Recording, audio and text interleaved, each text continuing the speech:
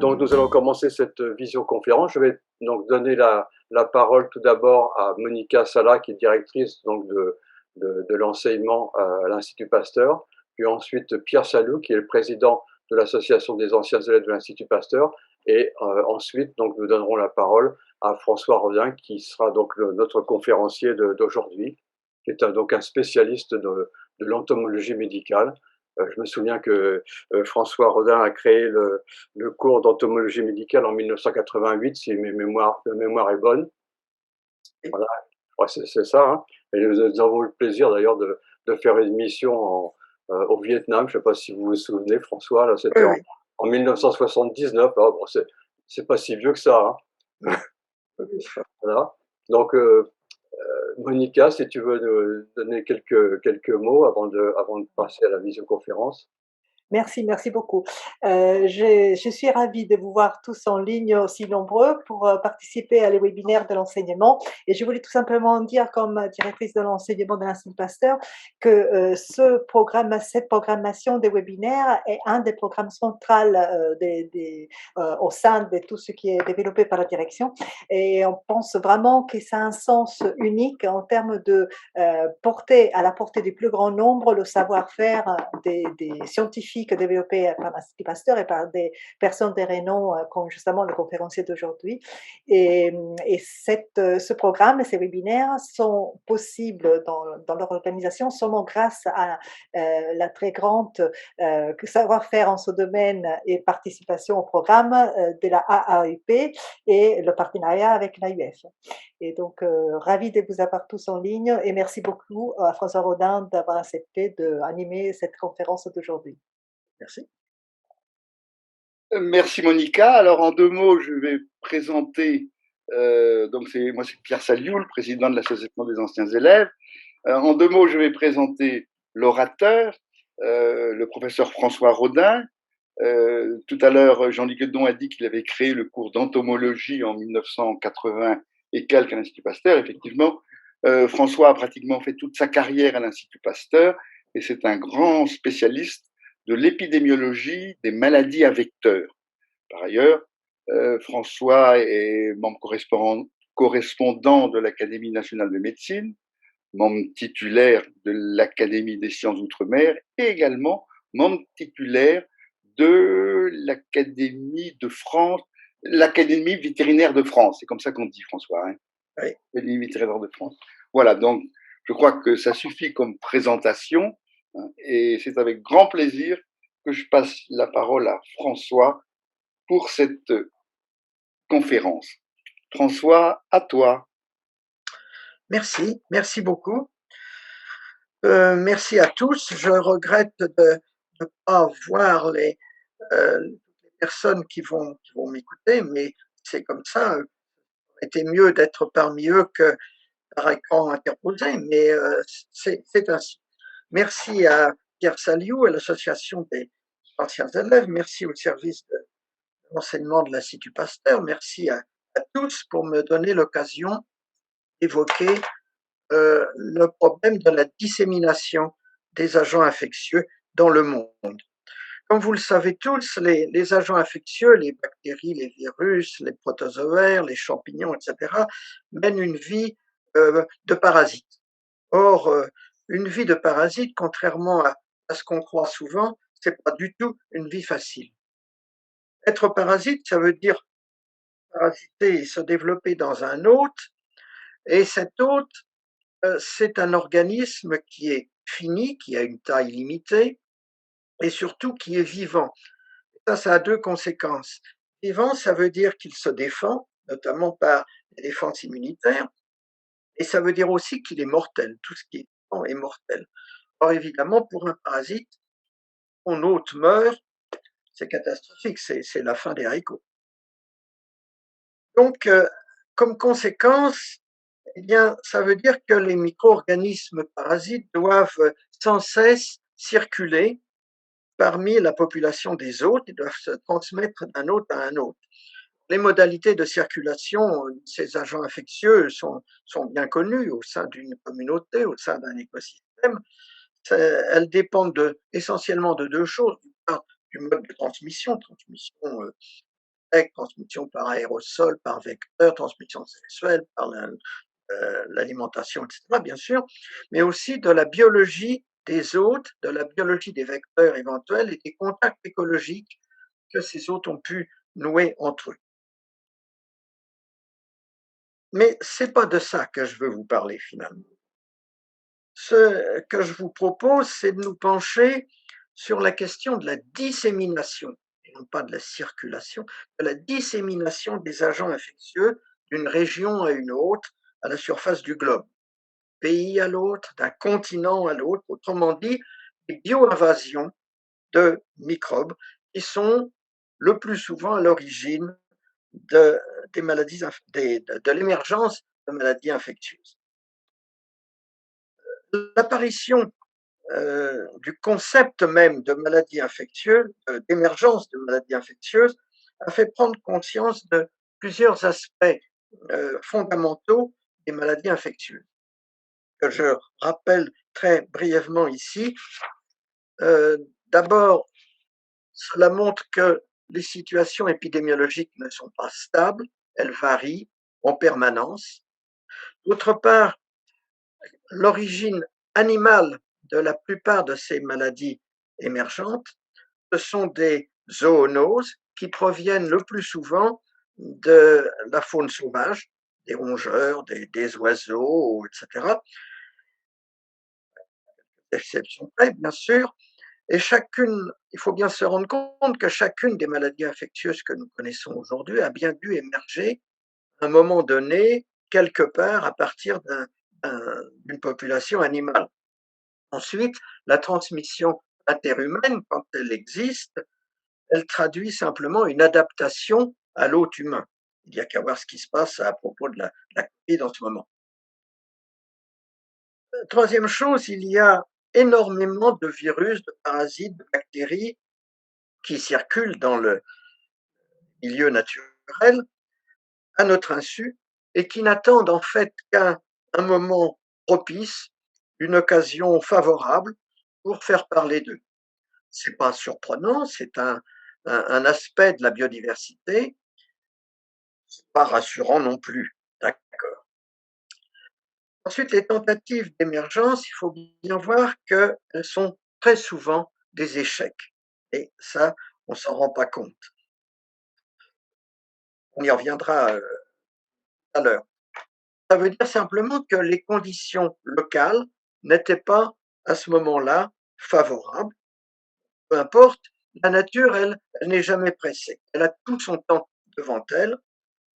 Pour elle, un échec de ce genre, c'est pas grave. Elle recommencera le lendemain, elle recommencera dans un mois, dans un an. Et nous ne voyons que ces réussites. Tous ces échecs, ils nous échappent. Ensuite, lorsqu'une infection se manifeste aujourd'hui, émerge aujourd'hui dans une région, il faut savoir que le monde entier peut, ipso facto, se trouver très rapidement concerné. Les émergences sont des phénomènes multifactoriels, c'est-à-dire que leur survenue résulte en fait, d'un concours de circonstances. Et c'est pourquoi ces émergences sont si difficiles à prévoir. Nous avons affaire en fait à des systèmes biologiques qui sont extrêmement complexes et qui, il faut bien le dire, sont assez mal connus.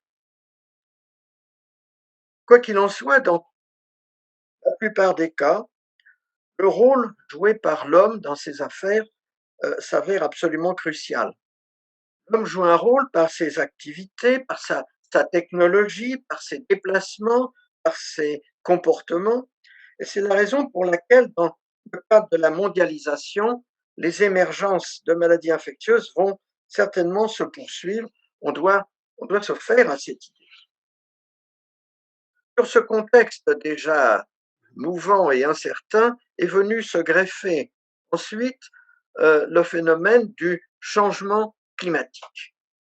on conçoit facilement que les systèmes épidémiologiques sont climato-sensibles. Ceci dit, ce n'est pas une raison pour accuser à tout bout de champ le changement climatique dès qu'on voit quelque chose qui était imprévu et qu'on n'explique pas dans l'immédiat. Enfin, il y a un autre risque que je citerai, mais que je ne développerai pas, qui est la menace bioterroriste. Il s'agit en fait d'une émergence provoquée, l'objectif n'étant pas de tuer le plus grand monde possible, mais d'apeurer la population et de désorganiser la société. Alors, même si aujourd'hui les maladies émergentes, qu'elles soient animales ou humaines, paraissent plus fréquentes qu'autrefois, elles ont toujours existé. Des phénomènes épidémiques inhabituels, inattendus, ont toujours marqué et continueront de marquer l'histoire des hommes. Les émergences sont donc très souvent dues à l'introduction d'un agent infectieux dans une zone où, et jusque-là indemne, où cet agent infectieux n'existait pas. Alors comment, ça pose la question de savoir comment les agents infectieux se déplacent-ils? Comment peuvent-ils envahir une nouvelle région? À cet égard, je crois qu'on peut distinguer deux cas. D'une part, les déplacements naturels des microbes et les déplacements anthropiques dus à l'homme. Alors, c'est une position qui est assez arbitraire parce que, ne serait-ce que parce que l'homme fait partie intégrante de la nature, en fait. Mais c'est une distinction qui est commode. Les disséminations naturelles, tout d'abord, des agents infectieux. En premier lieu, on comprend facilement que les eaux de ruissellement, les eaux courantes des rivières, les vents parfois, etc., disséminent des agents infectieux, par exemple des œufs d'helminth, des kystes de protozoaires, des spores de champignons, etc. Mais c'est surtout grâce au déplacement d'animaux ou de vecteurs qui les hébergent qu'ont lieu ces disséminations naturelles. On est ainsi amené à se pencher sur les déplacements plus ou moins réguliers, déplacements saisonniers, par exemple, des oiseaux, des ruminants, des rongeurs, des chauves-souris, etc., qui se déplacent avec leurs propres parasites, avec leur microbiote, et on pense immédiatement, bien sûr, aux migrations d'oiseaux. Mais parmi la faune sauvage, ce sont des milliards d'animaux qui se déplacent chaque année, et parmi eux, il y a ce qu'on appelle des amplificateurs, ce qu'on appelle des superdiffuseurs, et qui transportent ainsi sur des distances parfois considérables des virus ou des microbes. Peuvent de ce fait survenir des introductions fortuites de micro-organismes, éventuellement suivies d'implantations. Exemple des pestes ou des grippes aviaires, par exemple, par l'intermédiaire d'oiseaux migrateurs qui arrivent et qui infectent des élevages de volailles, par exemple, et dans tous les esprits, et ça oblige les éleveurs à supprimer leurs bêtes, ce qui peut causer des pertes économiques parfois considérables. On peut encore citer l'invasion du continent américain par le virus West Nile, par exemple, qui a débarqué un beau jour à New York en 1999 et puis qui ensuite s'est répandu grâce aux oiseaux migrateurs américains dans tout le continent jusqu'au sud de l'Amérique du Sud. Encore le cas de l'encyclopédie japonaise, c'est le cas aussi de la peste porcine africaine qui actuellement a envahi l'Europe et l'Asie par l'intermédiaire, entre autres, des sangliers qui se déplacent. Et puis, il y a les arthropodes vecteurs qui, eux aussi, peuvent être concernés. Certains sont capables de voler sur des grandes distances, et le transport par les vents peut également survenir. C'est ainsi qu'on a pensé pouvoir expliquer, par exemple, l'arrivée de Culicoides imicola dans le sud de l'Europe, à partir de l'Afrique, et par là permettre peut-être l'arrivée aussi du virus de la fièvre catarrhale ovine dans le sud de la France, par exemple. Et puis, il y a les tiques qui, comme vous le savez, peuvent effectuer des repas sanguins prolongés sur leurs hôtes. Et si l'hôte en question se déplace, si c'est un oiseau migrateur par exemple, eh bien la tique va pouvoir franchir des milliers de kilomètres, franchir éventuellement des étendues marines. Et si elle est infectée par un virus, un protozoaire ou quelque chose, elle va pouvoir donner lieu à la création d'un nouveau foyer d'infection. Et de même aussi pour les mollusques, qui peuvent être des hôtes intermédiaires importants, les mollusques qui se trouvent parfois prisonniers dans la boue séchée sur les pattes des oiseaux de marais, qui peuvent être eux aussi migrateurs, etc. Bon, on a des quantités d'exemples de ce genre. Mais ces mobilités naturelles demeurent relativement peu importantes en comparaison de celles dont l'homme est responsable. En effet, Homo sapiens, qui, entre parenthèses, est le seul primate migrateur, est de loin l'espèce la plus envahissante à la surface du globe. C'est très bien, mais le problème, c'est que l'homme ne sait pas voyager tout seul. C'est bien là le danger. Il est perpétuellement accompagné, à son insu, par une multitude de germes infectieux et des champignons, etc., ne serait-ce que ceux qui constituent ces microbiotes, microbiote cutané, microbiote digestif, microbiote des muqueuses génitales, etc. Et bien sûr, il peut y avoir aussi des éventuels pathogènes qui peuvent infecter l'homme et qui sont portés avec lui. De plus, l'homme est souvent accompagné par tout un cortège de commensaux, comme les rats, les blattes, les poux, certains moustiques, etc.,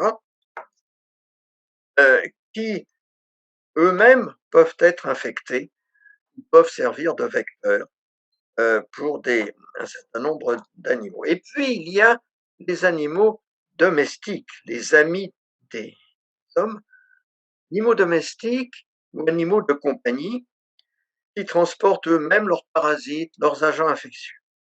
À cela s'ajoute encore le commerce d'animaux sauvages, avec de très nombreux problèmes zoosanitaires qui se posent à cet égard.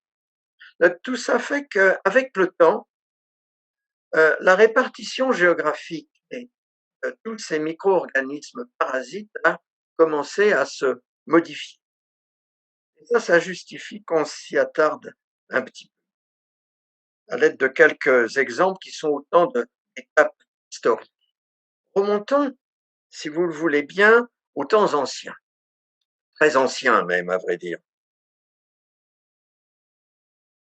Au Paléolithique d'abord, les hominidés qui, il y a au moins 70 000 ans, quittaient l'Afrique pour le Moyen-Orient, puis l'Eurasie, avaient sans aucun doute emporté avec eux des virus, des bactéries et des parasites. Beaucoup de chasseurs du Paléolithique pratiquaient un nomadisme, au moins saisonnier, mais les densités humaines restaient faibles et les contacts étaient rares entre les groupes humains, ce qui restreignait très fortement leur rôle de disséminateur. Donc ça n'autorisait pas la propagation d'épidémies importantes. C'est en fait à partir de la transition néolithique, c'est-à-dire qu'il y a 12 000, 10 000 ans, que la plupart des maladies infectieuses humaines ont émergé à partir de celles des animaux. Les contacts étroits qui ont été noués peu à peu entre les animaux domestiqués et les populations humaines, qui elles-mêmes devenaient de plus en plus denses, ont permis à de très nombreux micro-organismes d'exploiter les humains et d'entraîner ainsi des zoonoses. En Mésopotamie, vers moins 6000 à peu près, apparut un certain nombre de microbes, par exemple le virus de la rougeole, à partir du virus de la peste bovine. Grâce à la cohabitation étroite entre les bovins et les humains, et à la concentration d'un nombre suffisant d'hommes dans les premières villes. Il faut, nous dit-on, à peu près au moins 300 000 personnes dans une ville pour que le virus de la rougeole circule aisément. En plus, à cette époque, des réseaux de routes caravanières permettaient déjà des échanges commerciaux, donc le transport de germes sur d'assez grandes distances leur offrait de multiples possibilités d'émergence. Il y a eu par la suite l'extraordinaire réseau routier de l'Empire romain qui n'a fait qu'aggraver les choses sur ce plan-là. Mais vous voyez, les déplacements demeuraient très lents. Les voyages lointains étaient beaucoup plus longs que les durées d'incubation des maladies. Par la suite, au Moyen Âge, au haut Moyen Âge d'abord, c'est-à-dire entre le 5e siècle et le 11e siècle à peu près, on a vu de grandes transformations du monde occidental. Ça a été l'effondrement de l'Empire romain d'Occident, la fin de la Perse des Sassanides, la consolidation de l'Empire byzantin, la naissance de l'islam et surtout le développement de grands réseaux commerciaux, le déferlement vers l'Europe de très nombreux peuples originaires d'Asie centrale et les grandes invasions barbares. Pendant ce temps-là, cependant, les déplacements terrestres et fluviaux continuaient, bien sûr. Et entre autres, le fameux réseau de routes commerciales qu'on connaît sous le nom de route de la soie, en gros, de Xi'an en Chine à Antioche, entre le 2e siècle avant Jésus-Christ et le 13e siècle après. Ceci grâce à l'instauration de la Pax Mongolica qui permettait aux commerçants de circuler à peu près en sécurité en Asie centrale. Il y avait aussi les pérégrinations des armées en campagne, il y a eu des croisades qui étaient en partie terrestres, des mouvements de population liés à l'édification des grands empires mongols gengis-khanides, etc.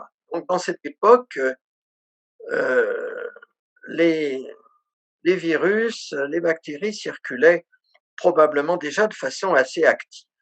Pour le Moyen Âge classique, on ne peut pas passer sous silence évidemment le rôle des croisades, qui a sans doute été important dans la diffusion de la lèpre vers l'Europe, et bien sûr la fameuse histoire de la grande peste noire du XIVe siècle, que tout le monde connaît, je ne vais pas entrer là-dedans. Vous savez qu'elle est partie Crimée, qui était l'un des points d'aboutissement de la route de la soie, et puis après, par les galères génoises, le microbe de la peste a été diffusé dans tout le bassin méditerranéen, elle a débarqué en Europe du Sud, et puis elle a gagné ensuite l'intérieur du continent, avec un impact démographique, économique, social, culturel, politique, qui a été absolument considérable pour le continent européen.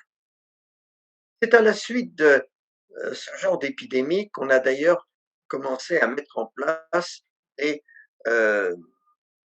premières quarantaines. La première semble avoir été celle de Raguse en 1377, c'est le Dubrovnik actuel, avec des lazarets où étaient isolées les personnes suspectes ou en observation. C'est des dispositions qui ont été appliquées ici ou là jusque vers 1850.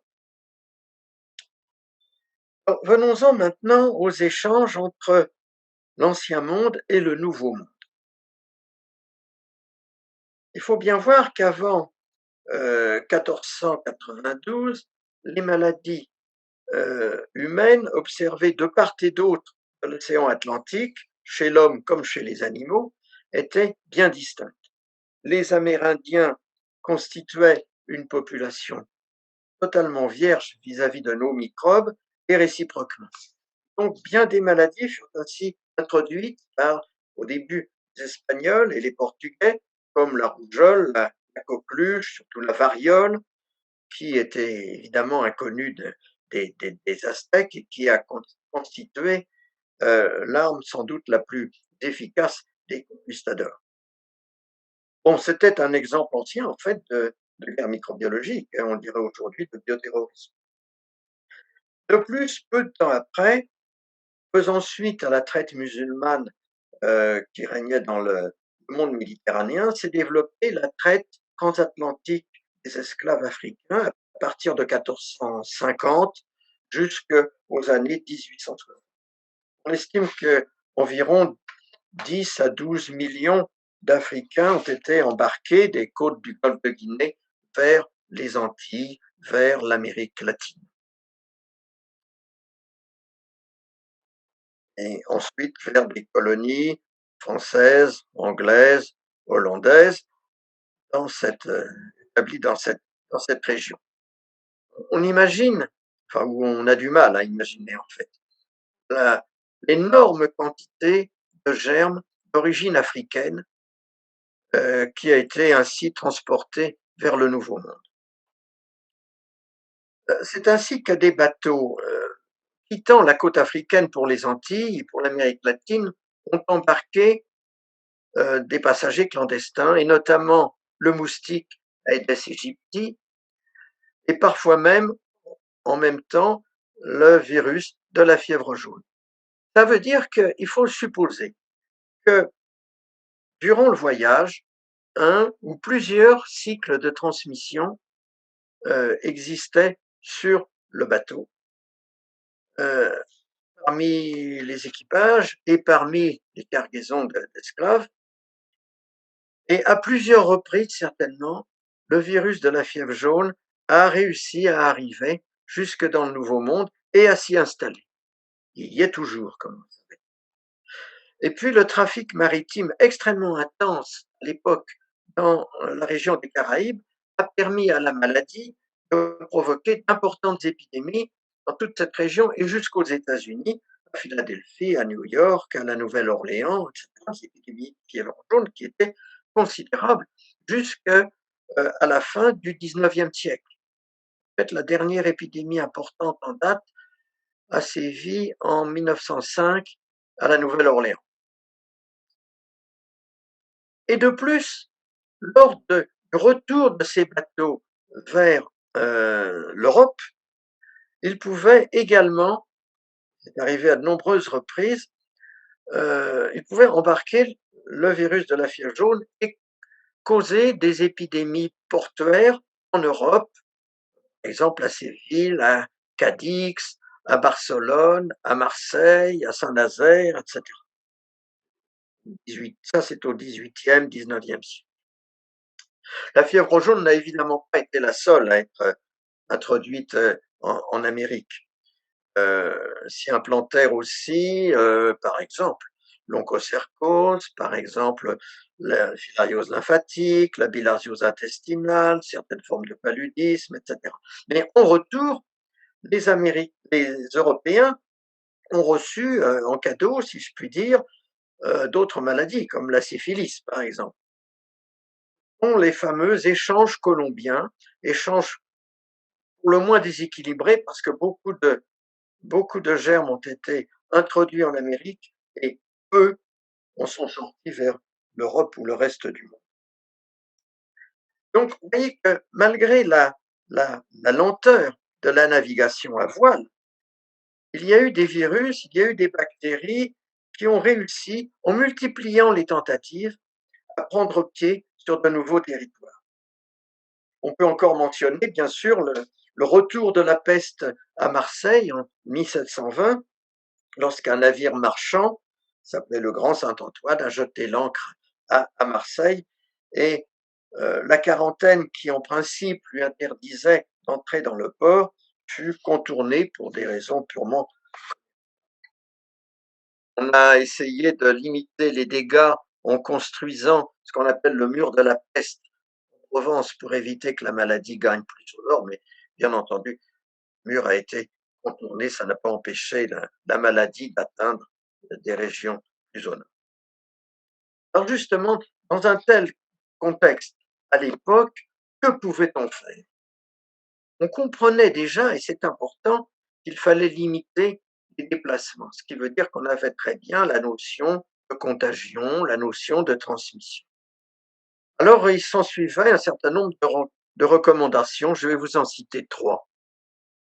Après la peste de 1920, juste après, un médecin lyonnais, qui s'appelle Pestalozzi,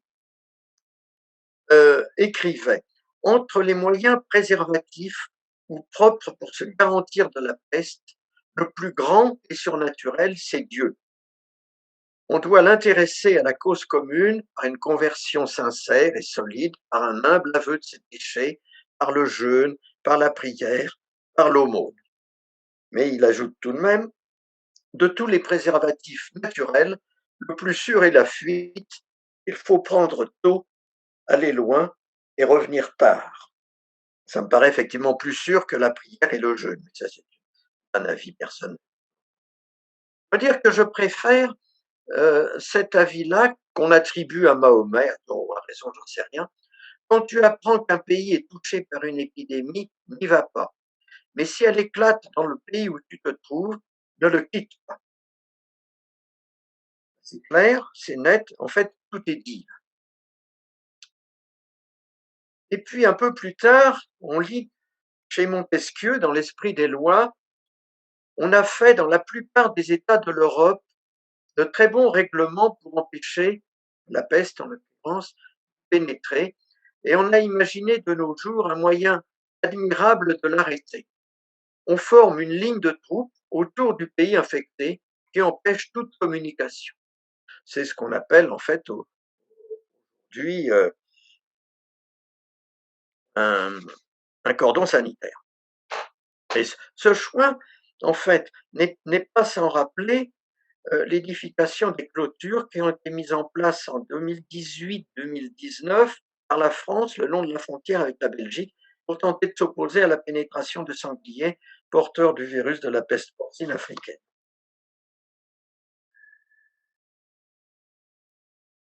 Bon, on va s'arrêter quelques instants sur ces mouvements considérables de population que sont les pèlerinages religieux.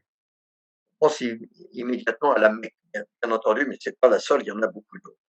Imaginez pour la Mecque des personnes qui proviennent de quelques 180 pays, qui convergent pour quelques jours à la Mecque, et c'est pas sans poser, comme vous le savez, de très nombreux problèmes infectieux. La forte chaleur, il y a les conditions d'hygiène assez précaires, il y a la promiscuité des pèlerins qui créent en fait des conditions assez idéales pour la transmission de la maladie infectieuse. Par exemple, la Mecque a été considérée longtemps comme le relais obligatoire du choléra entre le Bengale et l'Europe. Songez qu'entre, comme je l'indique dans cette diapo, entre 1830 et 1912, on a eu 23 épidémies de choléra à la Mecque, dont certaines ont été absolument terribles. Bon, aujourd'hui, bien sûr, il y a la mise en place d'une infrastructure sanitaire qui est efficace lors du pèlerinage de la Mecque, et on a pratiquement écarté les risques majeurs que représentaient le choléra et la peste. Sans doute, pouvons-nous rapprocher des pèlerinages certains éléments sportifs, comme des coupes du monde de football, par exemple, qui rassemblent énormément de gens venant de tous les pays. Après tout, on sait que le culte du ballon rond, c'est une véritable religion, en fait, dans cette pays-là. D'autres exemples sont indiqués ici. Par exemple, au XXe siècle, avec les deux guerres mondiales, on a connu des bouleversements considérables par l'intermédiaire de la mobilisation des troupes, des vagues de réfugiés civils et des millions de personnes qui ont été forcées de se déplacer. Et l'exemple de la grippe dite espagnole, à virus H1N1, est bien connu, où le virus est parti des USA avec les troupes qui allaient combattre en Europe, et à partir de là, elle s'est répandue très rapidement dans le monde entier. Près d'1 milliard de personnes ont été infectées en 18 mois, et il en est résulté un nombre de morts qui, selon les estimations, va de 20 à 50 millions, parfois certains vont jusqu'à 100 millions, c'est-à-dire beaucoup plus que les morts par l'effet de guerre au cours de cette Première Guerre mondiale qui a pourtant été absolument extrêmement meurtrieuse. On peut signaler encore l'arrivée du choléra en Haïti bien plus récemment, en 2010, par l'intermédiaire de casques bleus népalais. Et puis, grands voyageurs, les poux, les moustiques, etc., ont vite compris l'intérêt de tous ces progrès dans les modes de déplacement. En 1930, par exemple, un anophèle africain, probablement arabiensis, a été transporté, probablement du Sénégal, vers le Brésil, où on l'a trouvé à Natal. Bien, il s'en est ensuivi 100 000 cas de paludisme avec 14 000 morts localement. Au cours du XXe siècle, des moustiques comme Aedes aegypti, puis dans les années 70 Aedes albopictus, sont devenus cosmotropicaux. Aedes aegypti, on a vu comment il avait gagné l'Amérique.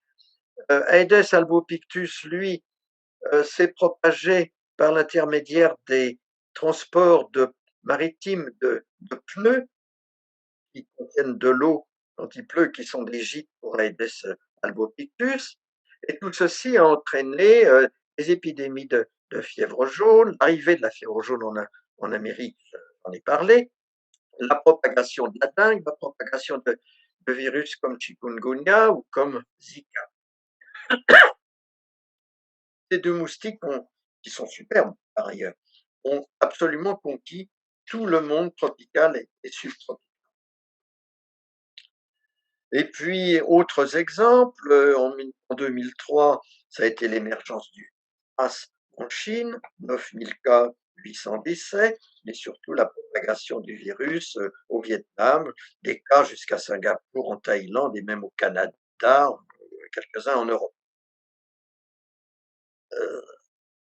Les animaux domestiques, je l'ai dit déjà, ont été amenés à voyager, et un des exemples qui résulte de cela, c'est par exemple la propagation d'une tique, Amblyomma variegatum, une tique africaine, qui s'est promenée jusqu'aux Antilles, s'est propagée dans toute la région des Caraïbes, en introduisant en même temps la codriose, Rickettsia africae et même la dermatophilose des bovins. Autre exemple, en 1977, la fièvre de la vallée du Rift est transportée par les animaux domestiques en Égypte. Il s'ensuivit 200 000 cas humains et 600 morts. En 2000, la fièvre cataralovine a débarqué en Europe. En 2003, transfert d'animaux sauvages, ici, ce sont les rats de Gambie, Chrysotomys gambianus, porteurs du virus du monkeypox, qui ont été introduits aux États-Unis, et le virus a pu coloniser des rongeurs locaux, des chiens de prairie, des rongeurs américains.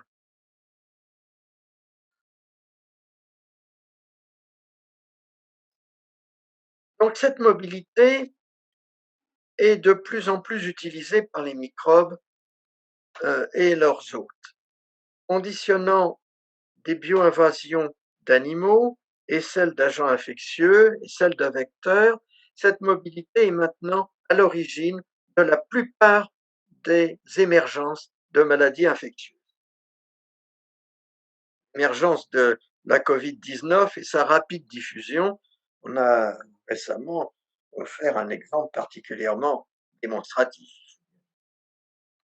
Et depuis longtemps, en fait, avant même, comme je le disais tout à l'heure, que ne fût reconnue la nature microbienne de ces maladies, on a cherché à limiter les risques sanitaires engendrés par les voyages en instaurant des mesures qui sont souvent des mesures contraignantes.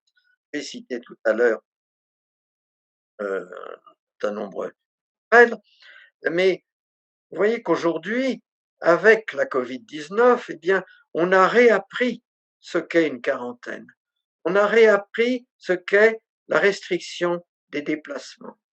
On a réappris la restriction des rassemblements, l'isolement de personnes infectées, l'importance de mesures élémentaires d'hygiène, etc. Alors, finalement, je crois que sur le plan historique, nous pouvons reconnaître 5 grandes ruptures d'équilibre épidémiologique qui sont autant de changements du monde, en fait.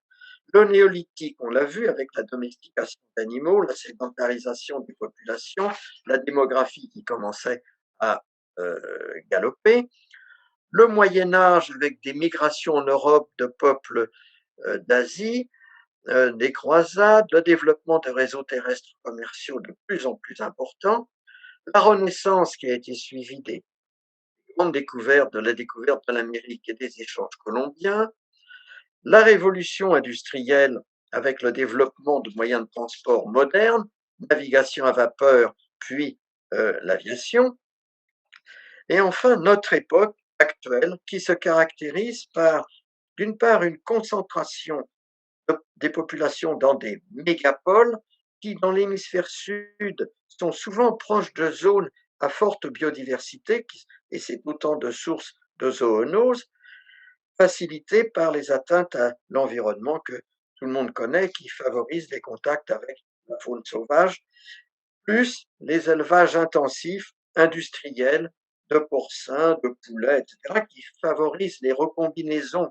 entre virus animaux et virus humains, de sorte qu'on observe partout une tendance à l'homogénéisation du pool des germes pathogènes, qui est l'un des aspects de la mondialisation. Donc aujourd'hui, nous avons des gros porteurs, des bateaux, gros porte-containers qui acheminent d'un coup des milliers et des milliers de grosses boîtes. Nous avons des grands paquebots de croisière qui transportent des milliers de passagers.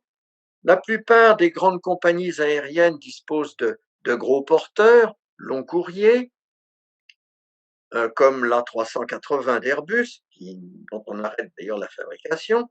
Mais il n'y a pas que les gros porteurs qu'il faut surveiller. Il y a aussi cette multitude de petits avions, souvent privés, qui circulent dans le Pacifique ou dans les Caraïbes et qu'il est extrêmement difficile, sinon impossible, de surveiller. Donc de nos jours, en fait, parmi les ressortissants de nos pays au moins, chacun court à toute allure d'un bout à l'autre du monde, tandis qu'ailleurs, il y a des populations entières qui se trouvent jetées sur les pistes, fuyant les pays ravagés par les guérillas, par les sécheresses, etc. Et que des hordes de touristes viennent déferler à Pékin pour voir la cité interdite en 2 heures, ou à Paris pour jeter un coup d'œil sur la Tour Eiffel et passer une soirée au Moulin Rouge. On se place, je me place, bien entendu, ici, avant l'apparition de la pandémie de Covid-19, bien entendu. Mais en matière de circulation des personnes et des biens, c'est pas seulement la fréquence des déplacements, le nombre de personnes, le volume des échanges qui est important, c'est important, mais il n'y a pas que ça. Ce qui a tout changé pour les épidémiologistes, c'est les itinéraires et la rapidité des déplacements. Les itinéraires. Autrefois, nous avions des barrières écologiques, des barrières géographiques, comme les océans, les chaînes de montagnes, les déserts, qui limitaient beaucoup les déplacements des hommes, des animaux, bien sûr, et contribuaient à maintenir la répartition des êtres vivants dans des aires relativement précises et qui évoluaient peu. Les barrières sont tombées, de sorte que la biogéographie tend de plus en plus à s'estomper. C'est curieux, mais les océans, qui autrefois étaient si difficiles à parcourir, sont devenus aujourd'hui des voies de circulation privilégiées. Les canaux de Suez, de Panama ont été ouverts, la voie de l'océan Arctique est à notre portée, et bien sûr, quant à l'avion, il se rit de tous ces. Le deuxième point, c'est la vitesse. Dans Jules Verne, le tour du monde en 80 jours, c'était quelque chose de quasiment infaisable, bien entendu. Et les voyages, autrefois, qu'ils soient terrestres ou qu'ils soient maritimes, duraient généralement plus longtemps que les périodes d'incubation. C'est important, ça veut dire qu'un individu ou un animal infecté avant son départ, eh bien, il mourait pendant son voyage, ou bien il guérissait et il n'était plus malade au moment de son arrivée, il était souvent immun, de sorte qu'il ne ferait pas de danger. Cette lenteur des déplacements nous offrait une très bonne protection. Évidemment, plus le cas aujourd'hui, et ça nous oblige à redoubler de vigilance. Finalement, le XXe siècle a aboli la distance. Il a fait tomber les barrières qui nous protégeaient.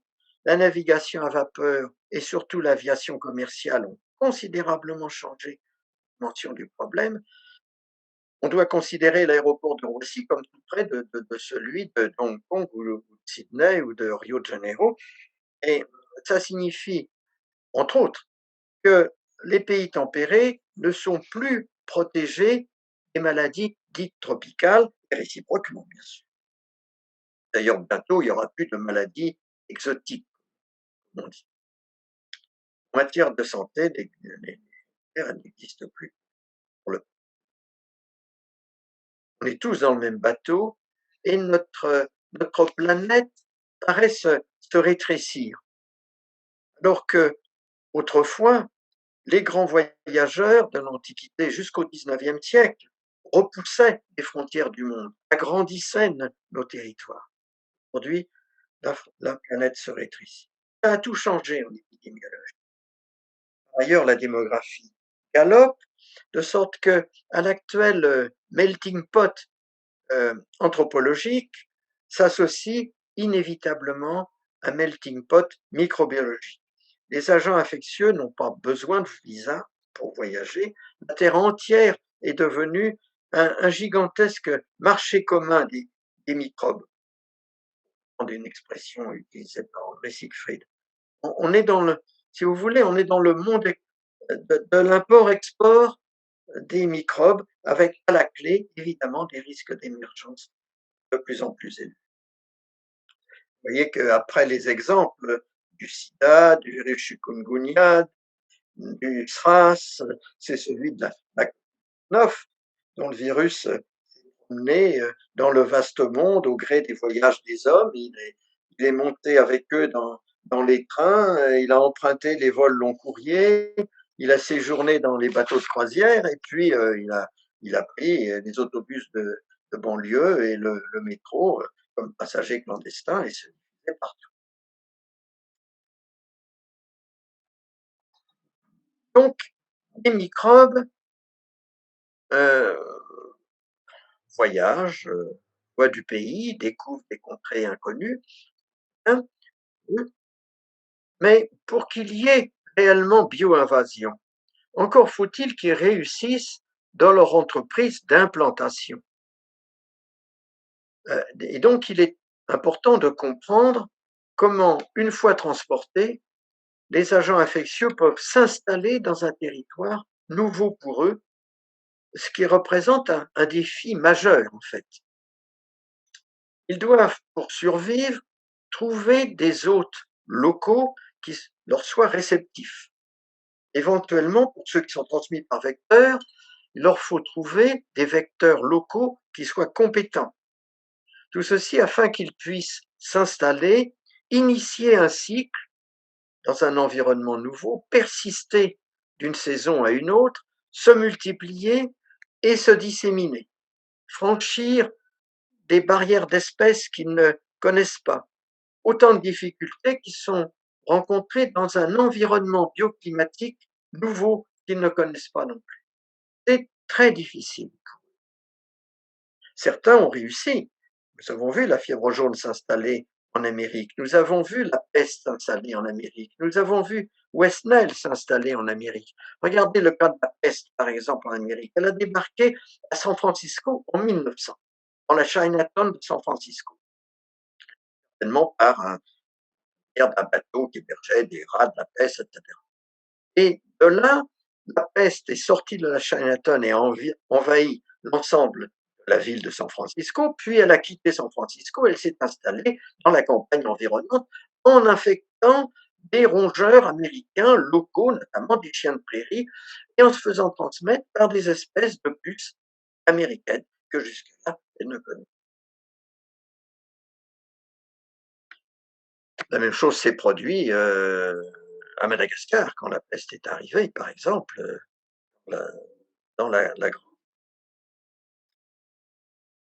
Donc, pour qu'ils puissent réussir tout ça, il faut que les agents infectieux montrent un grand polymorphisme pour s'adapter à tous ces nouveaux hôtes, et un polymorphisme comme ça est très rarement atteint lors d'une introduction ponctuelle. Donc, toutes les introductions d'agents infectieux ne se soldent pas par une implantation. Il y a énormément d'échecs et c'est finalement le contexte local qui est plus ou moins favorable qui décidera du devenir de l'introduction. Le contexte environnemental, c'est une conjonction de facteurs biologiques et de facteurs anthropiques. Donc c'est un concours de circonstances.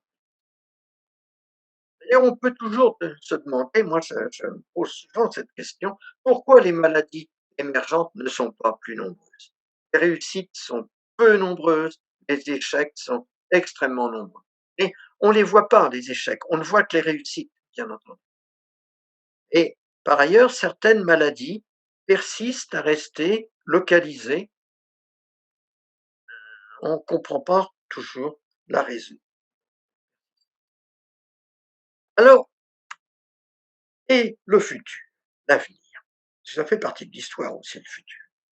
Comment se présente l'avenir? Vous savez, c'est toujours risqué de vouloir écrire l'histoire du futur. Avec la nature en particulier, c'est très hasardeux de faire des prévisions et on s'est souvent trompé. Et par ailleurs, toute réflexion sur le devenir de l'humanité amène à se poser la question de l'impact des maladies infectieuses. Donc, pour expliquer le présent, on a l'habitude de se tourner vers le passé, inévitable. Mais pour expliquer le futur, la démarche n'est pas pertinente parce que tout change tout le temps. On est incapable de prévoir demain en nous fondant sur ce qu'on connaît aujourd'hui. Vraiment une science au risque. Enfin, il n'est pas dit. Alors, comment concevoir demain? Certains voient la fin des maladies épidémiques avec des virus, des bactéries qui se tiennent chez elles, en tout cas ailleurs que chez nous. Ce serait une séparation entre l'humanité et le reste de la nature. Pour moi, je pense que c'est un non-sens. Donc, ils vont persister. Les microbes ou des hommes, qui va l'emporter? Ben, écoutez, probablement ni les uns ni les autres. N'oublions pas que les agents infectieux sont beaucoup plus anciens que nous, ça veut dire qu'ils ont beaucoup plus d'expérience de survie. Et ne cherchons pas un monde sans microbes. Absolument impossible. Un monde sans vecteurs, sans moustiques. Donc le temps n'est plus où l'objectif était l'éradication complète des maladies infectieuses. On a eu 2 réussites, le cas de la variole et le cas de la peste bovine. On a probablement des réussites en vue, la polio, etc. Mais c'est pas le cas général. Donc, nous devons apprendre absolument à partager intelligemment la biosphère avec les microbes. Pour l'épidémiologiste, notre époque, je l'ai dit, se caractérise par la mondialisation. Et nous ne pourrons certainement pas résister à cette mondialisation. On doit donc s'attendre à avoir de plus en plus d'émergence de maladies résultant de transport de gènes. On doit. Alors certes, faut trouver tous les moyens possibles pour se protéger, pour s'opposer aux bio-invasions. Aujourd'hui, vous avez, je crois que c'est en 2018. En 2018, nous avions 1,5 milliard d'hommes qui ont franchi au moins une frontière dans l'année. C'est pas une simple mode, c'est une transformation radicale de nos modes de vie. Et imaginez que nous réservent, par exemple, les nouvelles routes de la soie que nous promettent les Chinois, cette sorte de maillage terrestre et maritime de l'Extrême-Orient jusqu'à l'Europe. Même si ce projet très ambitieux et sans doute plus géopolitique que purement commercial, il n'empêche qu'il va fournir des occasions de voyages inespérés aux microbes et à leurs vecteurs. Alors, que faire? Certes, l'homme étant le principal responsable, on n'est pas les mieux placés pour contrôler les bio-invasifs. Enfin, il convient de chercher à s'y opposer par tous les moyens possibles et surtout lorsque elles se réalisent, il convient de les détecter au plus tôt. C'est une urgence médicale. Les urgences médicales, ce ne sont pas seulement les infarctus du myocarde, les accidents de la route. Il y a des urgences épidémiologiques. Il faut détecter tout de suite une bio-invasion pour pouvoir éventuellement s'y opposer. Ça veut dire qu'il faut renforcer absolument la surveillance épidémiologique, qui est globalement insuffisante, qu'il faut renforcer nos systèmes d'alerte et qu'il faut nous préparer à un risque imprévisible. En fait, vous savez, il y a deux sortes de risques dans ce domaine. Il y a des risques prévisibles, c'est-à-dire qu'on pense que tel germe qu'on connaît va arriver, mais on ne sait pas quand. La date n'est pas prévue. Et puis, il y a des risques imprévisibles, c'est lorsqu'on ne connaît pas le germe qui va nous tomber dessus. On nous a tous surpris, par exemple. Donc, l'essentiel est de détecter immédiatement l'arrivée d'un gène. Si on ne le fait pas, eh bien, les diagnostics sont tardifs, l'alerte est donnée avec retard, les mesures qui auraient pu être efficaces si elles avaient été prises à temps sont inefficaces et décevantes, c'est-à-dire que les autorités sanitaires perdent la maîtrise de la situation et donc s'instaure dans la population une inquiétude qui aboutit à des comportements complètement irrationnels. Alors bien sûr, le recours, on peut être optimiste, le recours aux techniques de biologie moléculaire, à la génomique, a révolutionné notre approche et continuera de le faire. Vous savez, comme la biologie, l'état de la discipline actuelle n'est plus ce qu'il était il y a 20 ans, et dans 20 ans, l'état de la discipline ne sera pas ce qu'il est aujourd'hui. Et imaginez si un beau jour, il était décidé d'envoyer des humains s'établir sur Mars ou sur une autre planète, que penser des conséquences possibles en matière de microbiologie? Il faudra avant toute chose veiller à ne pas provoquer de bio-invasion à partir de microbes directs. Bon, on n'en est pas là, du moins pas tout de suite. Et c'est une préoccupation qu'il faut avoir. Je vous remercie de votre attention. Les microbes aussi vous remercient de parler d'eux. Merci.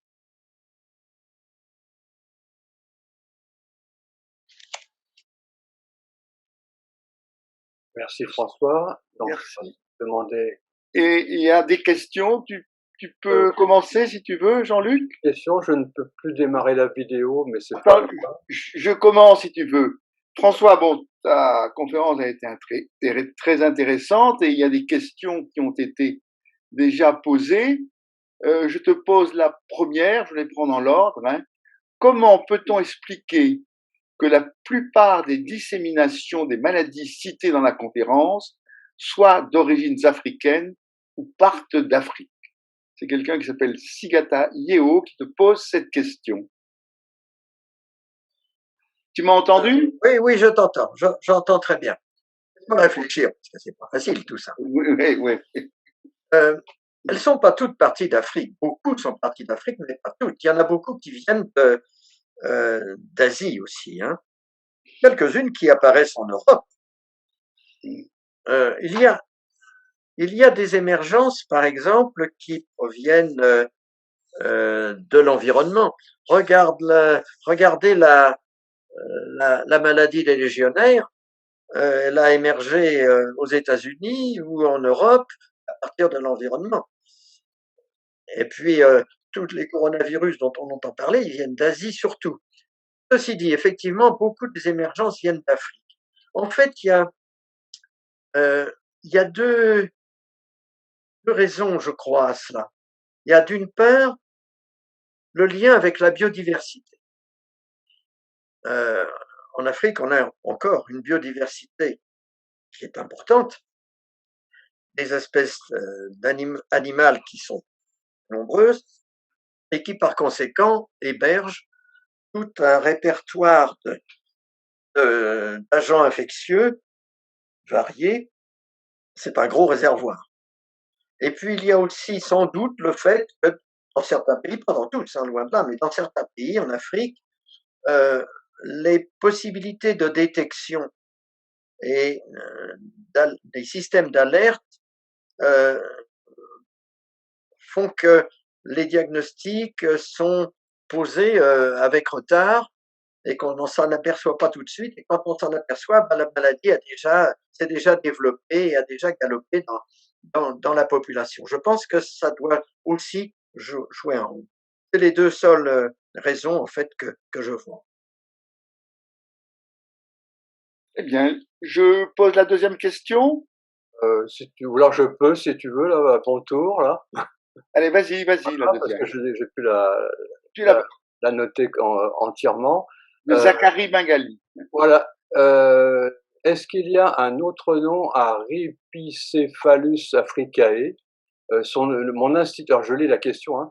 Mon institut, le CIRDES, a mis en évidence Rhipicephalus microplus chez le bétail domestique en Afrique de l'Ouest en provenance de bovins importés du Brésil. Nous avons démontré que cette tique s'est propagée dans toute l'Afrique de l'Ouest à partir des zones côtières du Golfe de Guinée via la transhumance annuelle du bétail du Sahel vers ses côtes. Est-ce la même tique? Merci de m'éclairer. Non, les Rhipicephalus, c'est un genre qui comporte énormément d'espèces. Je ne pourrais pas dire combien, mais au moins 50 ou 60. Et donc, etc., ce sont des espèces distinctes. Et à propos de Rhipicephalus, il y a un exemple intéressant qui est Rhipicephalus sanguineus, qui est la tique du chien, le chien qui suit l'homme, bien entendu, et qui s'est répandu dans le monde entier en suivant l'homme.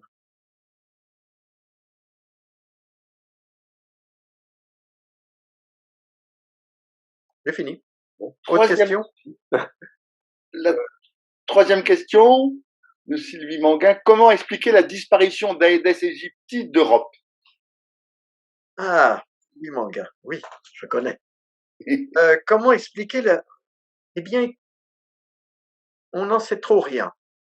Il n'y a pas eu vraiment de lutte dirigée spécifiquement contre Aedes aegypti en Europe. Il a commencé d'ailleurs à régresser avant qu'on utilise des insecticides, parce qu'on dit souvent c'est une répercussion des insecticides utilisés pour lutter contre les anophèles, dans le cadre de la lutte antipaludique. En fait, Aedes aegypti avait commencé déjà à réduire ses populations avant qu'on utilise des insecticides. de sorte que probablement c'est l'évolution des modes de vie des hommes qui a poussé Aedes aegypti à disparaître.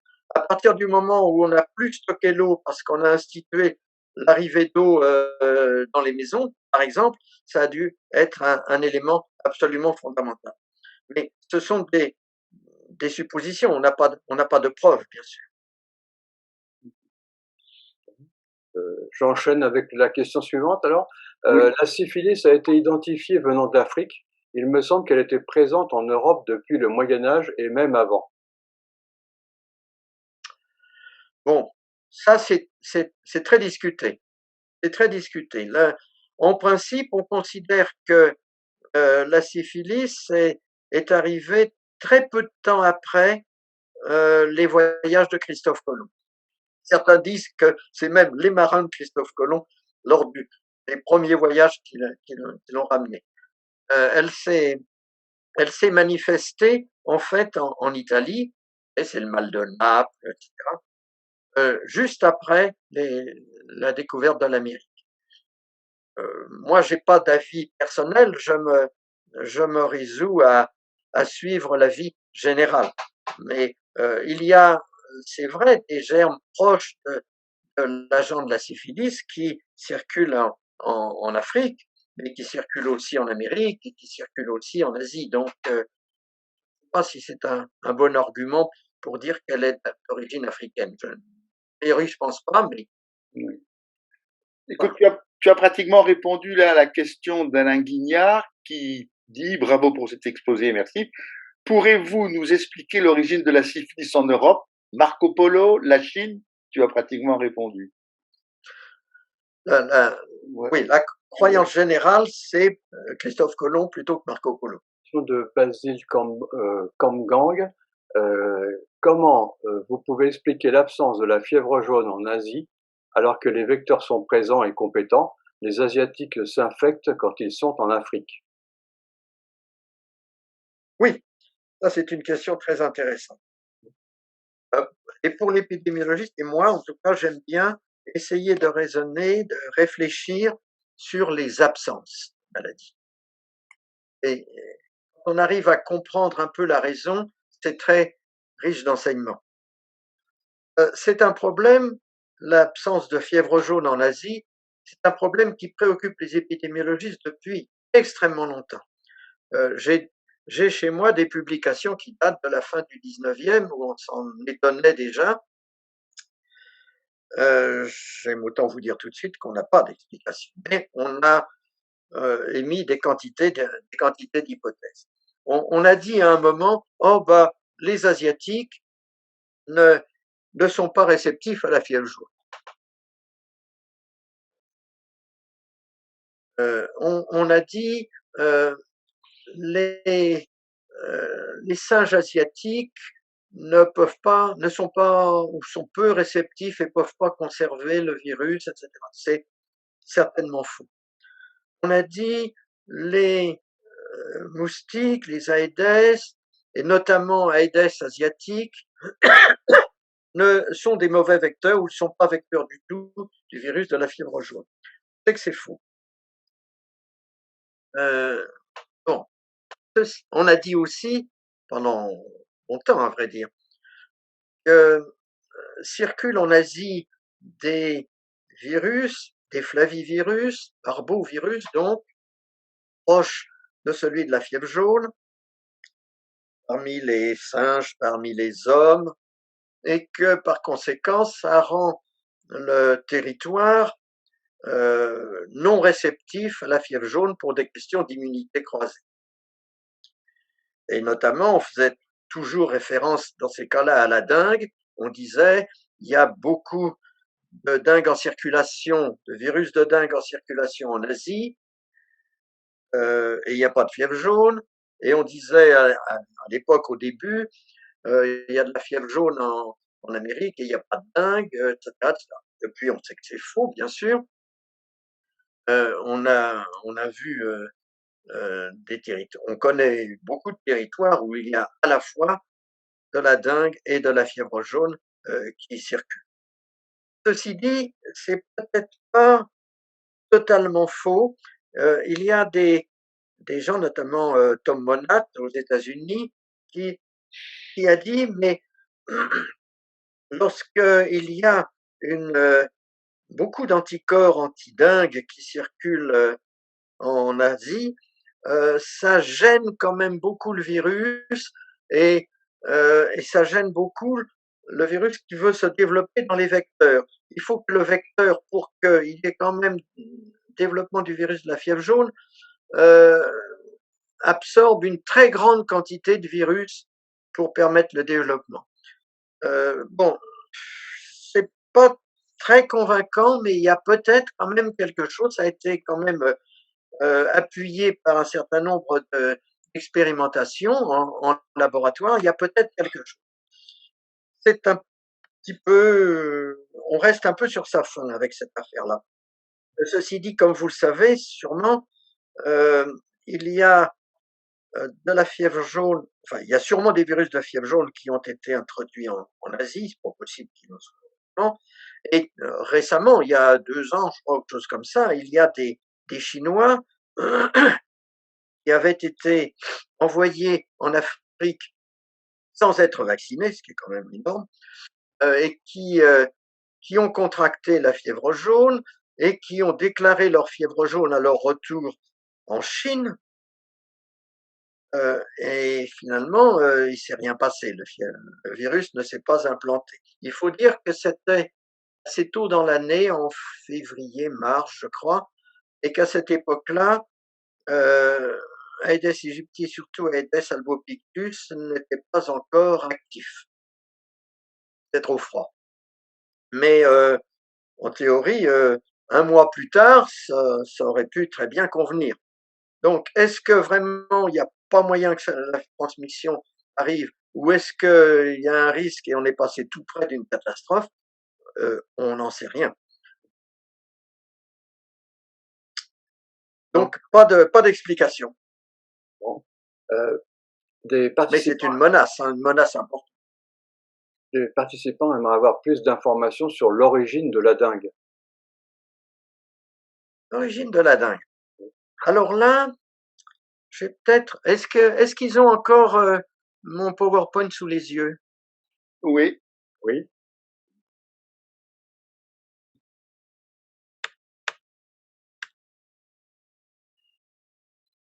Regardez. L'origine telle que je la conçois. Le virus de la dengue, l'orage d'abord, eh bien, on pense que la dengue 2 a émergé il y a à peu près 1000 ans, la dengue 4 à peu près 600 ans, la dengue 1 à peu près 200 ans. En fait, ces virus de dengue, c'est des virus de primates, de singes, primates sauvages. C'est des virus qui circulaient autrefois en milieu forestier, parmi les populations de singes, transmis par des moustiques qui étaient des moustiques forestiers, vivant en haut des arbres et piquant des singes. Et puis, lorsque des hommes se sont établis sous forme de petites communautés, dans des petits villages en milieu forestier, certains moustiques se sont habitués à piquer à la fois des singes et des hommes et ont fait passer le virus du singe à l'homme. Les moustiques proches probablement d'Aedes albopictus.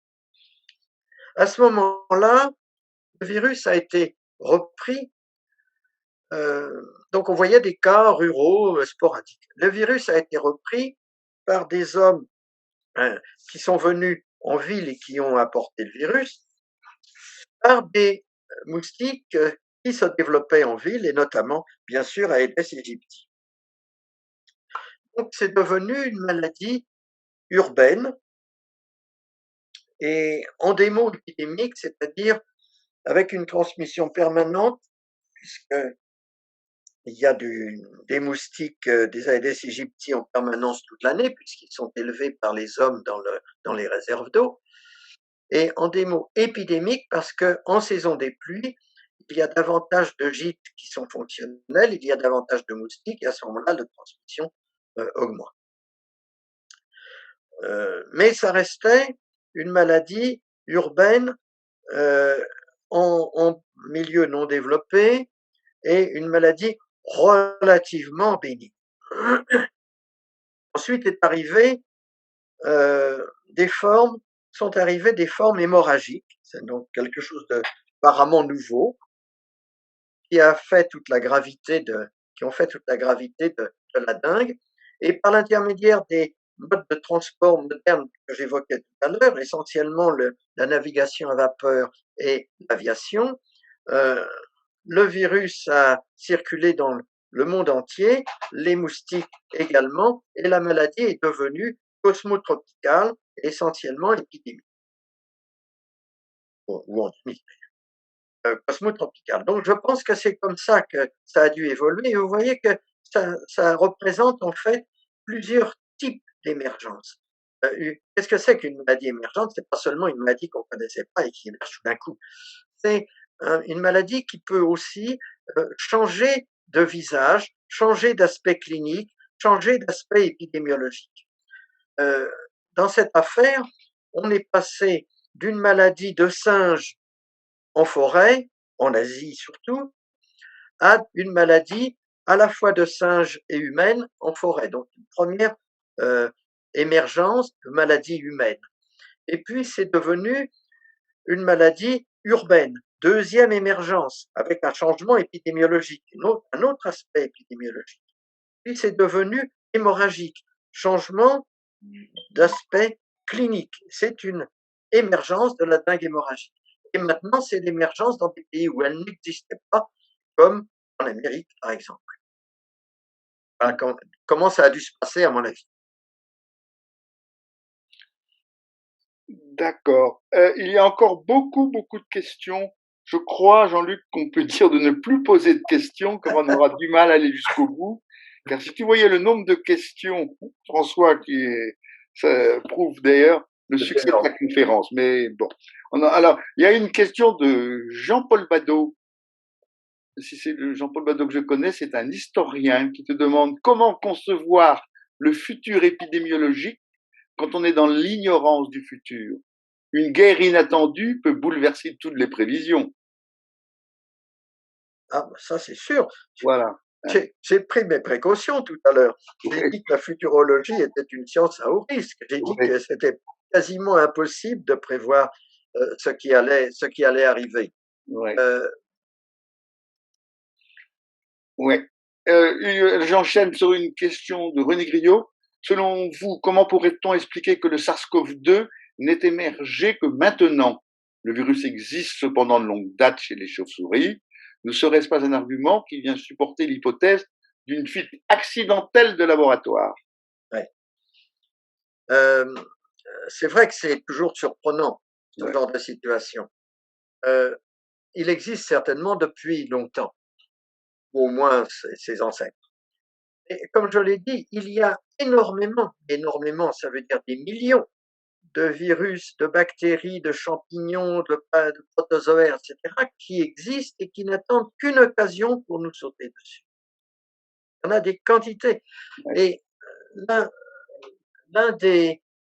l'une des choses qu'il faudrait arriver à faire dans la surveillance épidémiologique, c'est la surveillance de tous ces virus. Alors, actuellement, avec les techniques que l'on a, c'est impossible, parce qu'on ne peut pas, en pratique, on saurait comment faire, mais on ne peut pas chercher dans tous les animaux, dans tous les moustiques, dans toutes les puces, etc., tout ce qui peut circuler et qui est susceptible de nous infecter, nous les hommes ou nos animaux domestiques, etc. Je ne dis pas qu'on ne pourra pas le faire dans le futur, parce qu'on est en train de mettre au point des techniques qui sont assez remarquables.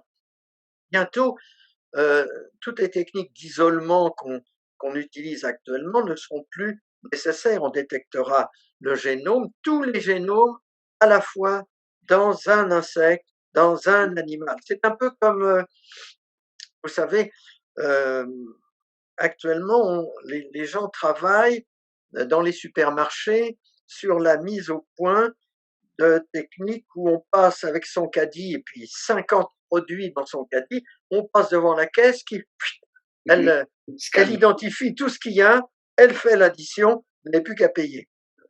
Donc, on va faire ça avec les agents infectieux. C'est-à-dire qu'on mettra dans une machine une puce, ou même 100 puces, ou même 1000 puces, et pouf, immédiatement, ça vous dit, il y a ça, ça, ça, ça, ça et ça dedans. Pareil, on mettra un oiseau, hop, on sait exactement ce qui émerge. Ça va, à mon sens, ça va certainement venir. Et ça va considérablement simplifier les techniques de surveillance épidémiologique. Qui circule, où, dans quelle espèce, comment, à quelle époque, etc. Ça permettra de surveiller. Mais on n'y est pas. On n'y est pas. Mais ça devrait pas trop tarder.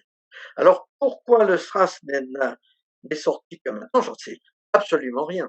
Est-ce que c'est un argument pour dire qu'il est sorti d'un laboratoire? En plus, parce que pour être sorti d'un laboratoire, il faut qu'il y soit entré. Donc, il faut qu'on l'ait capturé par un moyen ou par un autre, à partir très vraisemblablement d'une chauve-souris. Maintenant, est-ce qu'il a été, si c'est le cas, dans le laboratoire, modifié? Est-ce que le virus qui circule actuellement, c'est bien un virus identique à celui qui existait dans la nature? On ne sait pas trop. Tout ça, c'est pas des preuves. Pas des preuves qui sortent d'un laboratoire. Il est tout à fait possible qu'on ait ce même virus ou un virus extrêmement proche qui circule toujours dans les même assez vraisemblable. D'accord. Donc, une question générale, le mot mitigation paraît tout à fait adapté à la stratégie proposée pour éviter ou contrôler une maladie émergente, prévenir, alerter, se préparer. Qu'en pensez-vous? Le mot, pardon? Mitigation, je sais pas, mitigation. M-I-T-I-G-A-T-I-O-N. C'est une question de Dominique Baudon. Oui. Ah oui. S'il pouvait expliquer ce qu'il entend par mitigation. Oui, il va faire un petit mail. Oh. Dominique. Alors, question, on va jusqu'à quelle heure? Moi, je suis disponible. Oui, mais on n'a pas de... Bon, on va quand même pas trop durer. Non. Hein? Faut pas que ça dure 3 heures. Comment? Faut pas que ça dure 3 heures. Voilà. Le canal est prévu jusqu'à 16 heures. 16 heures, d'accord. Ouais. Très bien, c'était ma question précise. Merci. On peut peut-être poser une question d'un vétérinaire? Vas-y. Oui. Vous avez parlé de plusieurs moyens de dissémination des pathogènes via les animaux. Que pensez-vous des effets de la pollution lumineuse qui modifie les comportements animaux et augmente le risque de rencontre entre faune sauvage liminaire et animaux de compagnie? Deuxième question, le trafic d'animaux sauvages est important. Quelle est votre opinion sur ce facteur de dissémination et des risques zoonotiques?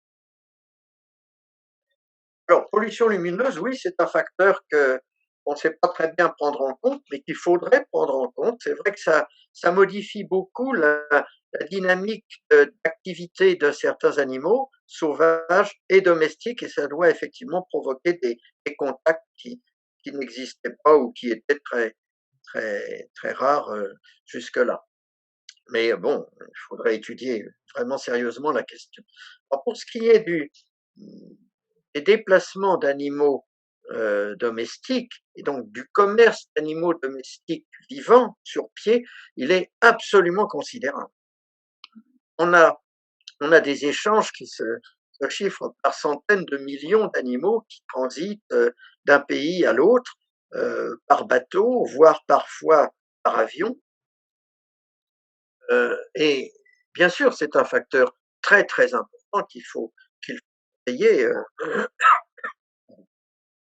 Comme ça que des élevages peuvent se contaminer à distance en quelque sorte. C'est comme ça que la fièvre de la Libye est introduite à Madagascar, en Arabie, enfin il y a la fièvre comme catarrhale ovine, etc. C'est un facteur extrêmement important, j'en ai parlé. Mais à ça s'ajoute non seulement les transports d'animaux vivants, mais aussi les transports de produits animaux qu'il faut surveiller. C'est la viande, le lait, etc., euh, qui font l'objet d'un commerce international très, très important, très florissant, et même, il faut se pencher sur la question du commerce de la viande de brousse. La viande de brousse est très importante, c'est vraiment des milliers et des milliers d'animaux qui sont tués pour être mangés, et euh, c'est un commerce qui peut être international. Ce n'est pas seulement utilisé localement par les chasseurs, leurs familles, etc. Il y a un commerce international. J'ai lu il n'y a pas longtemps que à Londres, les personnels d'aéroport se plaignaient du fait que les bagages qu'ils étaient amenés à transporter euh, avaient une odeur épouvantable. De ces bagages suintaient parfois des liquides plus ou moins nauséabonds parce que c'est des bagages qui étaient remplis de viande de brousse provenant essentiellement d'Afrique et à destination évidemment qui étaient intéressés par ce produit. Et ça peut sans doute permettre de transporter un certain nombre d'agents infectieux. En plus, ces produits animaux voyagent souvent réfrigérés, voire congelés, ce qui est évidemment un très bon moyen pour conserver aussi les agents infectieux qui peuvent infecter ces produits. Donc, il faut, il faut prendre en considération tout ça, il faut surveiller tout ça, et à mon sens, et ça rejoint un peu ce que je disais tout à l'heure, c'est pas assez surveillé, notre surveillance. Alors, François, une précision sur mitigation. Oui, J'ai eu le temps de me renseigner, puis j'ai vu aussi un message d'un participant. Donc, la mitigation, c'est un mot français qui vient du latin mitigare et qui signifie l'adoucissement, la modération. Et un voilà. participant me dit que c'est l'équivalent de atténuation Oui, oui, je comprends très bien. voilà. Alors la question c'était, tu peux me retrouver Alors, la la question? question, c'était la mitigation paraît tout à fait adaptée à la stratégie proposée pour éviter ou contrôler une maladie émergente. Donc, c'est-à-dire prévenir, alerte, se préparer. Qu'en pensez-vous? Ah, il s'agirait de l'adoucissement de quoi? Je vois pas très bien la Par question. prévention, alerte et préparation. Oui, bah c'est ce que j'ai dit tout à Ce que, l'heure, hein. ce que vous avez dit. La, la prévention est importante, l'alerte aussi, il faut la déclencher rapidement. Ça permettrait certainement d'éviter bien des problèmes là-dessus, hein. Alors, la personne qui a posé la question, mais Dominique Baudon, Ouais. précise que la mitigation résume une stratégie de prévention des risques. Pour cela, elle associe l'alerte, donc surveillance épidémiologique, la préparation à une intervention éventuelle et la prévention, elle s'applique bien à la lutte contre une épidémie. C'est ce que vous avez dit pendant Oui, la conférence. absolument, absolument. C'est vrai que le déclenchement de l'alerte, c'est vraiment très important parce qu'on est vite submergé. Vous savez, quand une maladie infectieuse arrive, actuellement, bah, on est encore tout le temps surpris, quoi. On n'avait pas prévu. Ah ben, on est surpris. Alors, on ne sait pas trop quoi faire. Alors, on réunit des comités d'experts, on réfléchit, on prend du temps, etc. Pendant ce temps-là, la maladie elle galope et on intervient trop tard. En fait, ce qu'il faudrait, c'est améliorer beaucoup nos techniques de détection et avoir surtout des plans préétablis, tout préparé, qu'on peut mettre en œuvre immédiatement. Mais immédiatement. Euh, Compte tenu du mode de transmission de l'agent en question, de sa nature, des organismes qui lui sont réceptifs, etc. Et notamment, évidemment, des populations humaines. C'est pas quand le germe est là qu'il faut commencer à réfléchir sur ce qu'on pourrait faire, qu'est-ce qui serait le mieux, qu'est-ce qui sera accepté, on perd un temps fou. Ce sont des urgences, comme je le disais tout à l'heure, ce sont des urgences médicales, des urgences épidémiologiques. Quand je sais pas moi, quand une épidémie de fièvre jaune se déclare dans une ville, ce qui est toujours quelque chose de très redouté, il faut avoir des plans d'action immédiats contre la fièvre jaune, c'est facile, on sait faire, mais il faut les mettre en œuvre immédiatement, c'est-à-dire dans la demi-journée, par exemple, à la rigueur le lendemain, mais pas plus tard, pas plus tard, ce serait.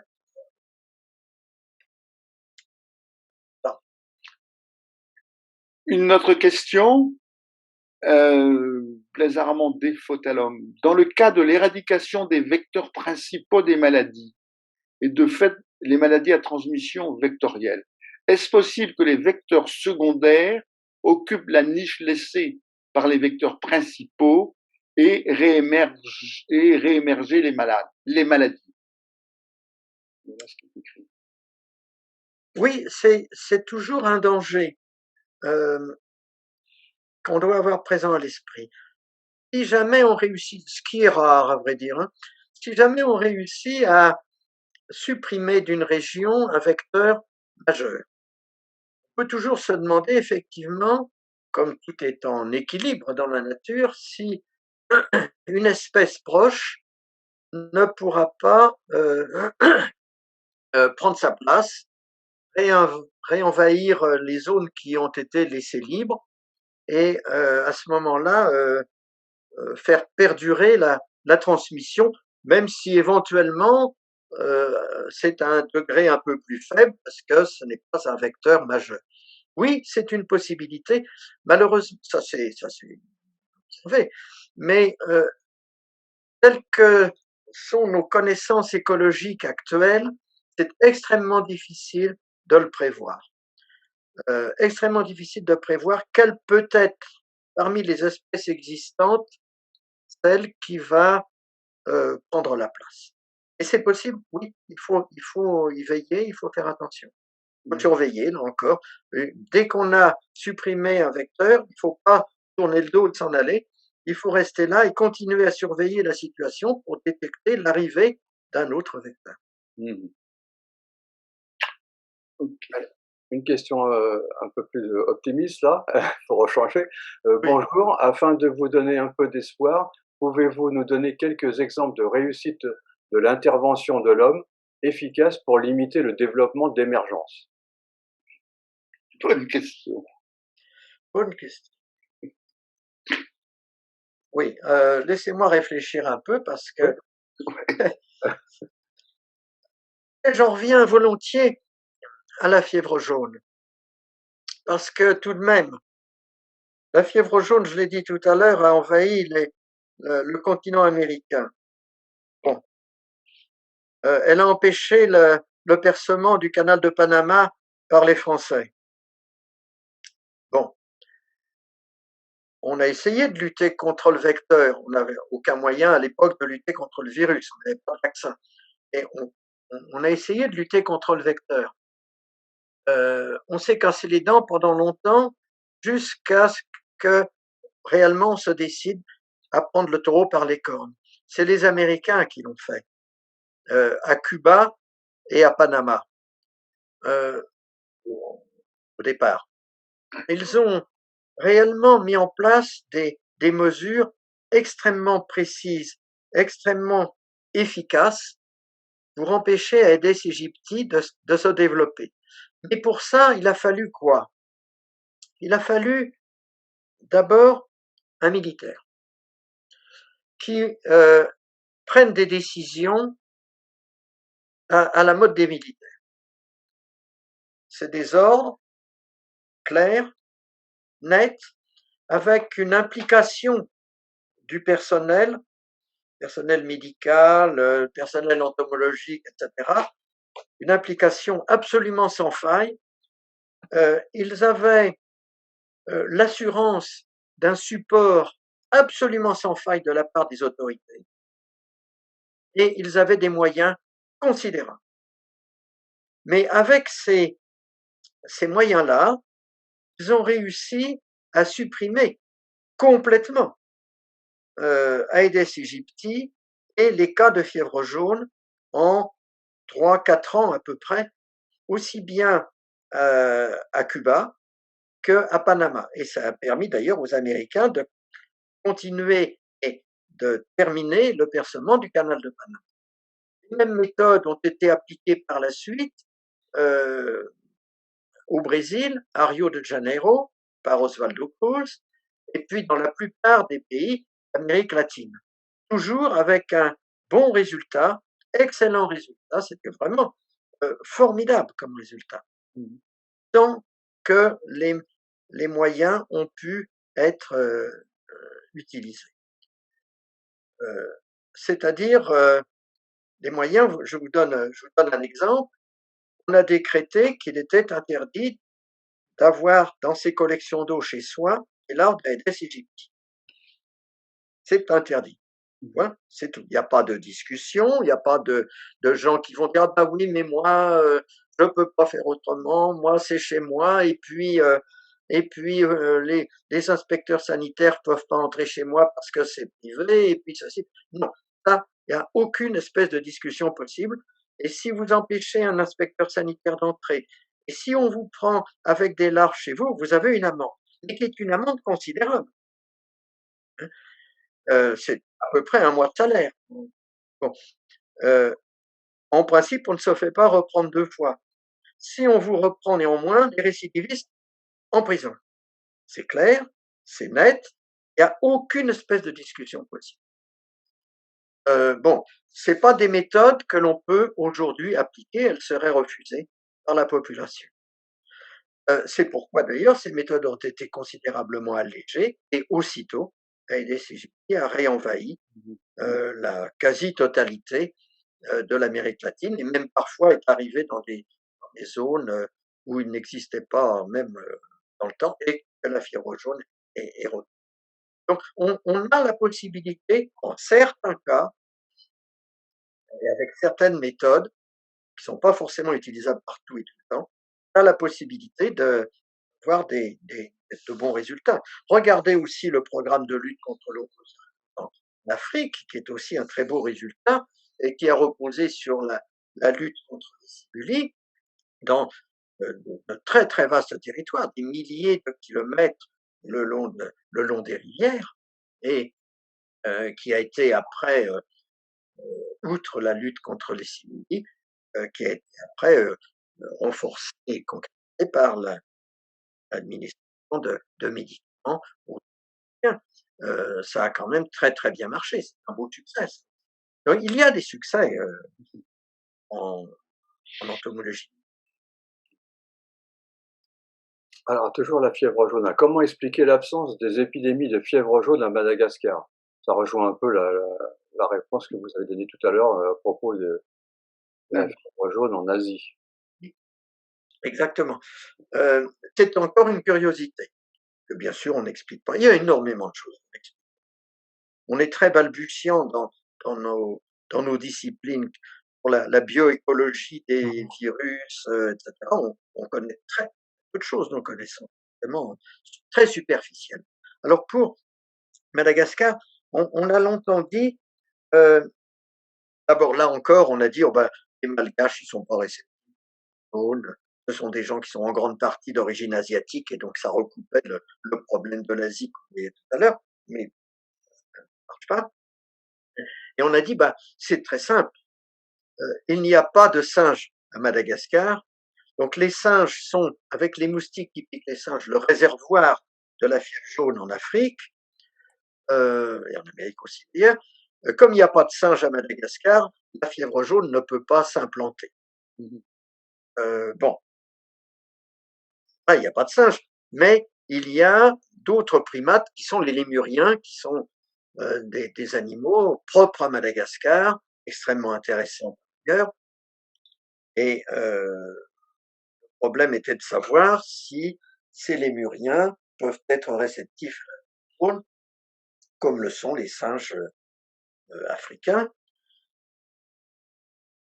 Et les singes africains sont intéressants parce que non seulement ils sont réceptifs, mais ils ne sont pas sensibles. C'est-à-dire que quand ils n'ont pas de et donc ils peuvent héberger le virus. Les lémuriens de Madagascar, c'est une question que que nous nous sommes posés, et nous-mêmes d'ailleurs, avec des spécialistes de l'Indien, on a essayé de creuser. L'affaire n'était pas facile parce que les lémuriens de Madagascar sont tous des animaux protégés, bien sûr, ils sont en grande difficulté, ils risquent fort de disparaître parce que la forêt qui est là est en train de disparaître. Donc ce sont des animaux protégés et qu'on ne peut pas sortir de Madagascar. Par ailleurs, le virus de la fièvre jaune, comme il est absent à Madagascar, il n'était pas non plus question de l'apporter à Madagascar, même en laboratoire. Ou à l'époque d'ailleurs, il n'y avait pas de laboratoire de haute sécurité. Alors, on a quand même fait des expériences sur des lémuriens qu'on avait au muséum à Paris, et on a injecté du virus de la fièvre jaune et aussi d'autres virus comme West Nile, etc., à des lémuriens pour voir ce qui se passait. Bon, c'est qu'avec la fièvre jaune, eh bien, les lémuriens survivaient. Ils étaient peut-être un peu malades, ils avaient un peu mal à la tête, ils n'ont pas pu vous le dire, mais enfin, ils ont très bien l'affaire, ils n'ont pas eu de fièvre. Et non seulement ils survivaient à la fièvre jaune, mais ils faisaient une virémie, c'est-à-dire qu'ils avaient du virus de fièvre jaune dans leur sang, et qu'ils étaient capables d'infecter des Aedes aegypti qui se gorgeaient sur eux à ce moment-là. Donc, a priori, les lémuriens seraient tout à fait capables d'être infectés et de conserver le virus de la fièvre jaune. Reste à savoir maintenant si leurs populations sont suffisamment abondantes pour servir de réservoir. Ça, c'est pas prouvé du tout. Mais ça n'a pas permis de dire pourquoi la fièvre jaune n'implantait pas à Madagascar. Le virus a certainement été importé. Non, enfin, à mon avis, même si tout de même, il faut signaler qu'il n'y a pas de virus de fièvre jaune sur la côte, vraiment sur la côte d'Afrique de l'Est, sur la côte du Kenya ou sur la côte de Tanzanie, il n'y a pas de virus de fièvre jaune. Et donc, s'il y a des Africains qui viennent à Madagascar, s'ils embarquent depuis ces ports d'Afrique de l'Est, évidemment, ça ne peut pas marcher. Donc, pas vraiment de raison pour expliquer l'absence de fièvre jaune à Madagascar. Et comme pour l'Asie, la Chine, etc., tant qu'on n'a pas une raison sûre d'expliquer l'absence, eh bien, on est bien forcé de considérer ces territoires comme potentiellement réceptifs. François, il y a énormément de questions, je crois qu'on n'arrivera pas à... Non. Oui. Peut-être deux questions qui sont peut-être avec une réponse rapide. Voilà, les deux dernières. Oui, peut-être, je sais pas. Y a-t-il des exemples d'agents infectieux transmis à l'homme par la faune marine? Et peut-être la deuxième question, avez-vous un exemple de flambée, enfin d'épidémie due à une maladie émergente qui a été éliminée grâce à un vaccin? Alors, la faune marine. Faune marine.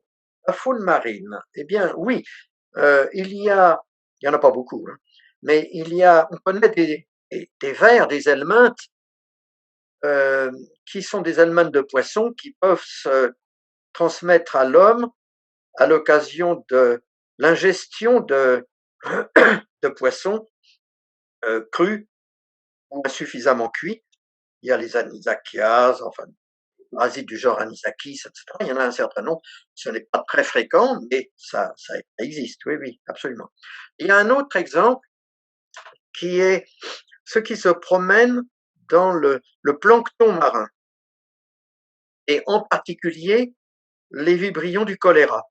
Les vibrions du choléra peuvent adhérer au plancton marin, et ce plancton marin peut le conserver pendant pas mal de temps.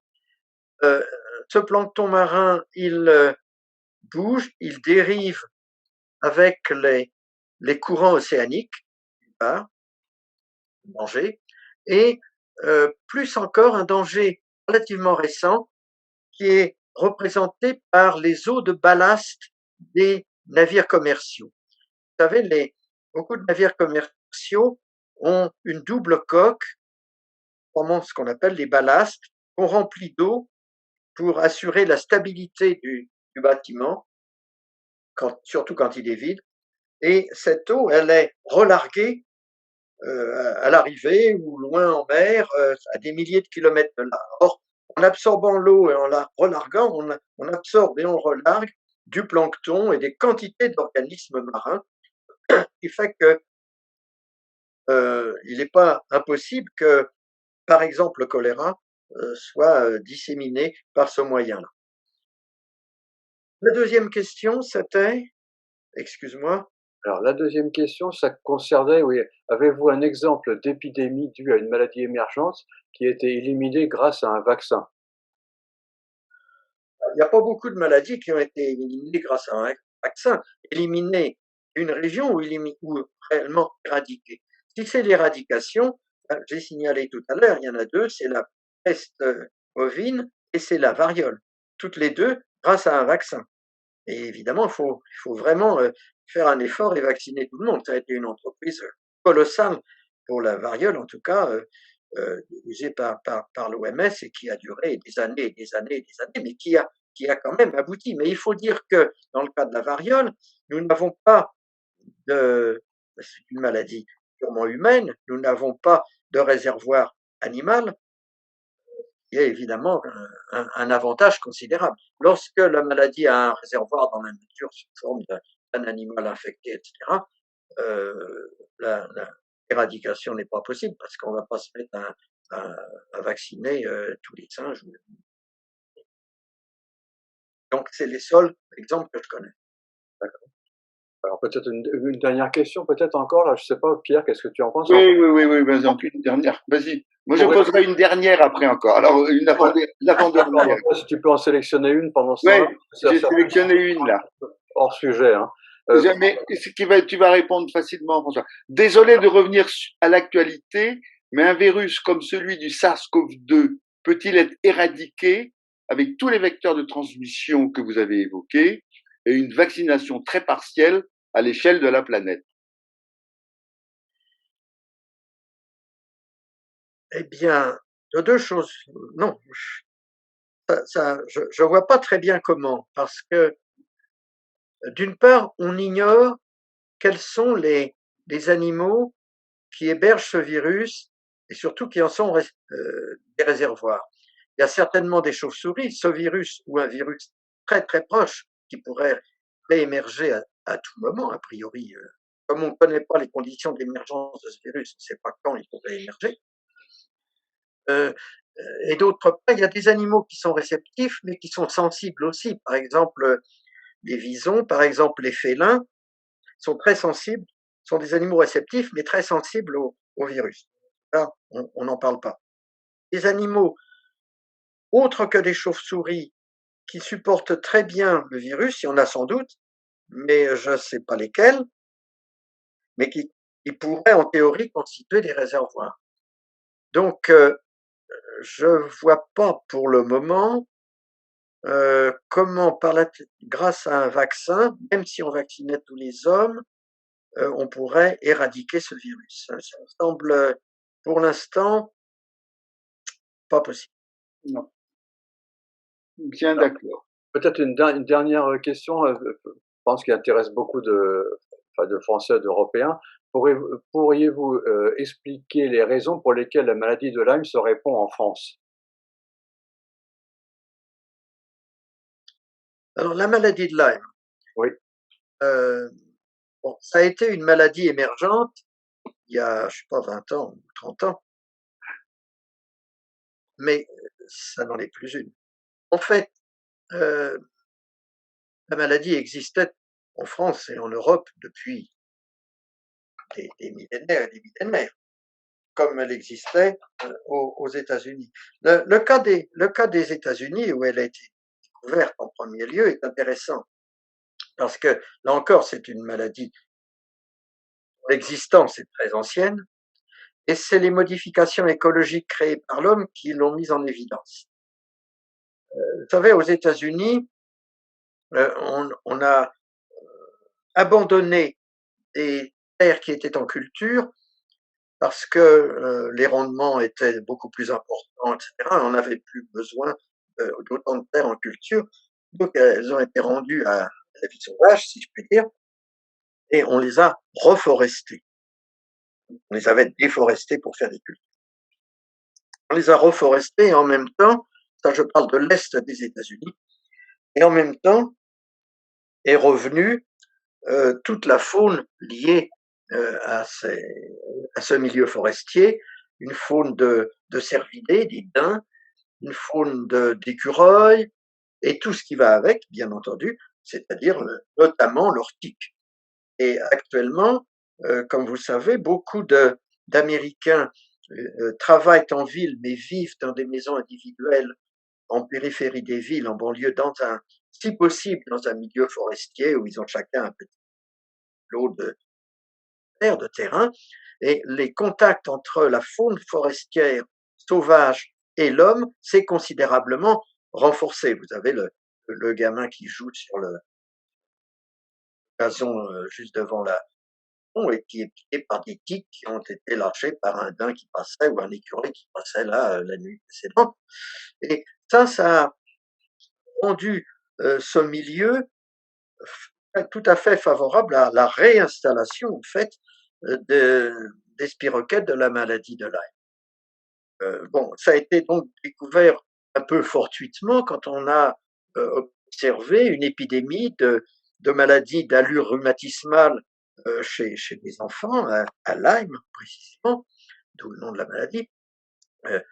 Pas habituel de voir des enfants avec des rhumatismes, il y a une épidémie de et ça a attiré l'attention des rhumatologues, etc. Et on a découvert à cette occasion-là l'activité. En France, ça ne s'est pas passé de la même façon, parce qu'on n'a pas eu ce changement important écologique de milieu, et la maladie existe depuis longtemps. En fait, ce qui a causé son émergence apparente, c'est parce qu'on l'a diagnostiquée, tout simplement. On s'est mis à la chercher, on a eu des examens qui permettaient d'affirmer le diagnostic, de mettre en évidence les anticorps, etc. Mais il n'y a pas eu vraiment d'émergence de la maladie de Lyme. Elle est de plus en plus fréquente, essentiellement parce qu'on a des pistes de plus en plus souvent. Et vous savez, des maladies émergentes, beaucoup sont comme ça, beaucoup émergent et nous surprennent, et puis une fois qu'on la connaît, et une fois qu'on s'aperçoit qu'elle est partout, eh bien, elle n'est plus émergente. Regardez, prenez le cas du sida. Le sida était une maladie émergente en 1980 et quelques. C'est plus une maladie émergente aujourd'hui, bien entendu. Donc, voilà, je pense comment ça s'est passé. Bien, ben écoutez, on va arrêter là. Je vous rappellerai, c'est un petit mail que nous a mis justement la direction d'enseignement. Je vous rappelle que notre prochain webinaire aura lieu le 15 février avec Brigitte Gicquel, qui traitera de la tuberculose depuis la découverte des antibiotiques, l'attente d'autres révolutions pour éradiquer un problème persistant de santé publique. Voilà le prochain webinaire qui aura lieu donc le 15 février. Merci beaucoup alors François, merci pour les participants et puis la direction de l'enseignement de l'Institut Pasteur qui nous permet de faire ce genre de conférences internationales. Merci. Merci à vous tous. Au revoir. Au revoir. Au revoir, Monica. Au revoir. Voilà. Ah oui.